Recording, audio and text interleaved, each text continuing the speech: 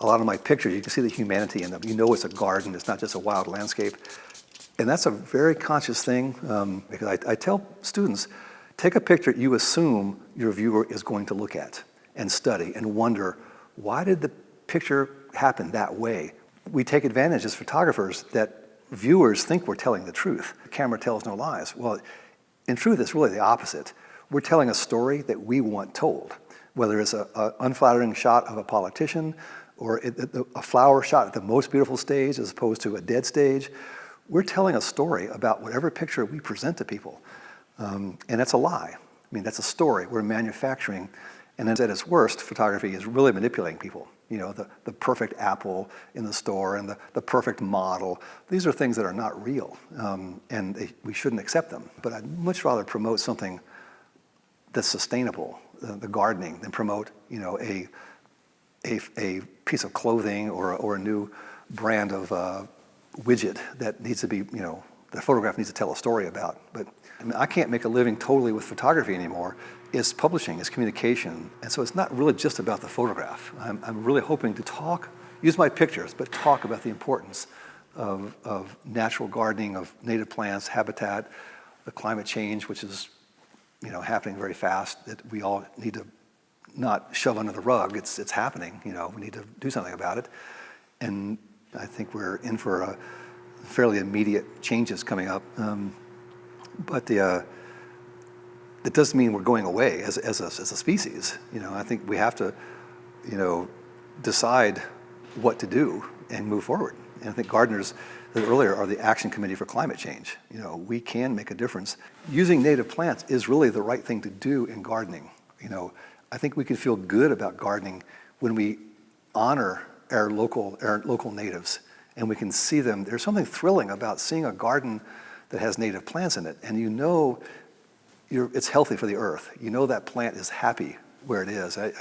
Most all gardeners just love being out in the garden and digging and weeding and looking at the plants. And when a native is healthy in the garden, there's a tremendous inner satisfaction that we're doing the right thing, and it's still beautiful. You know, we're honoring the natural beauty we get as gardeners, but we're also helping the earth. You know, we're helping plant plants that can be sustained and in their own complex way are probably helping the soil and helping the critters and the butterflies and the beneficial insects and the birds that fly through. All that stuff is important for us as humans to feel connected. And using native plants, any gardening helps connect us with the earth. I mean, it's, you know, no gardener really does a bad thing in general. I mean, we may come up with some abuses, but mostly taking the love of gardening one step further and a love for the earth is realizing that native plants really are beautiful and really are healthy and make us feel good about ourselves.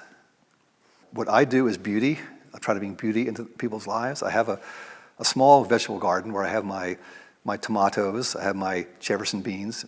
Jefferson had a type of scarlet runner bean that it makes great cassoulet with.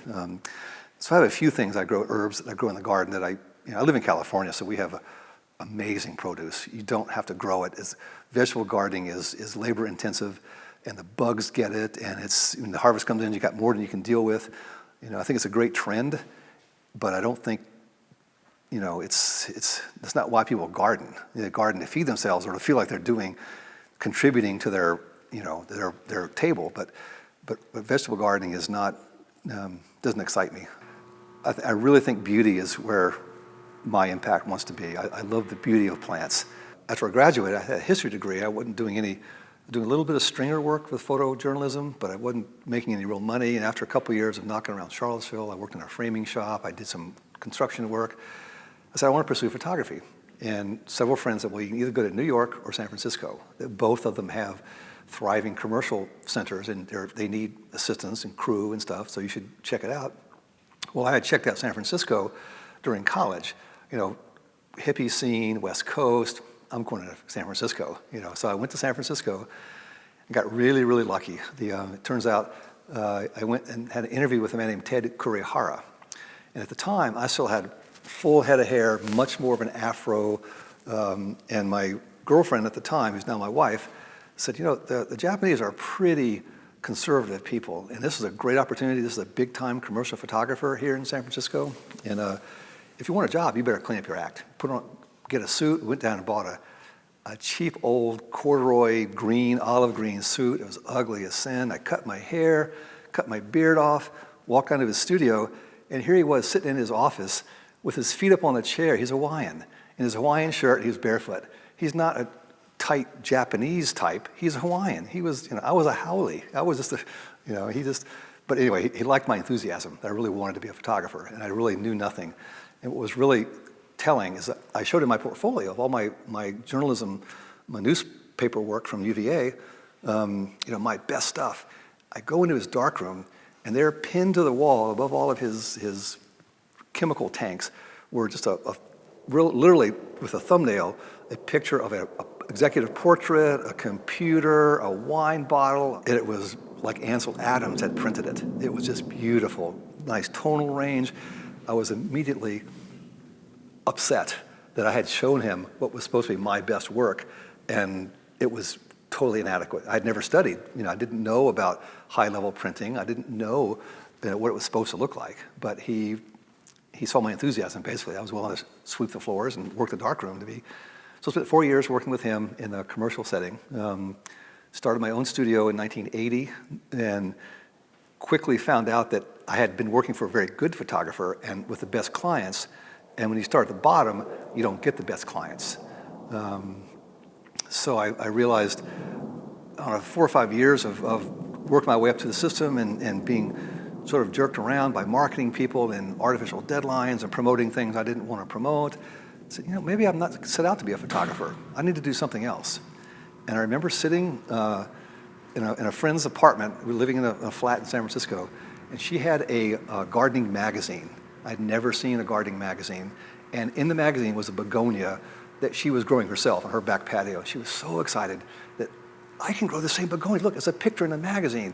And I looked at the magazine, and the gardening photography was terrible in all of no one will tell you otherwise. It was terrible. And I was a commercial photographer. I said, I can do this. The decision really was commercial photographers, if they're busy, make a pretty good wage. Editorial photographers are at the bottom of the barrel. And so did I really want to, be bottom of the barrel? But I realized with gardening, there was an opportunity with stock photography because most magazines work 6 to 9 months ahead of time at least. So if they're planning to do a story on roses, they're probably planning that story in December. They cannot possibly hire a photographer. They would need stock. And so if you built up your stock over time, you would have a secondary income from the material you did before. With commercial work, the client usually owns the work. And you don't think about it, they get all rights, they pay well for it, you go on. With journalism, editorial, they usually buy one-time use, and then the other rights refer back to you. So I gambled that there would be a market for stock photography with gardening. And I just jumped in, both feet and very excited. Met a woman who to this day is a good friend of mine, who was then the editor for Horticulture magazine on the West Coast.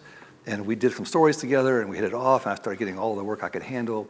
And it sort of led to another. And I worked for a lot of magazines. I got all kinds of credits and books and stuff, but I'm frustrated by the state of publishing, that some of the books and magazine stories that are being published are about trends or fashion, and it's not about really good gardening, particularly native plant, and it's this whole sustainability thing.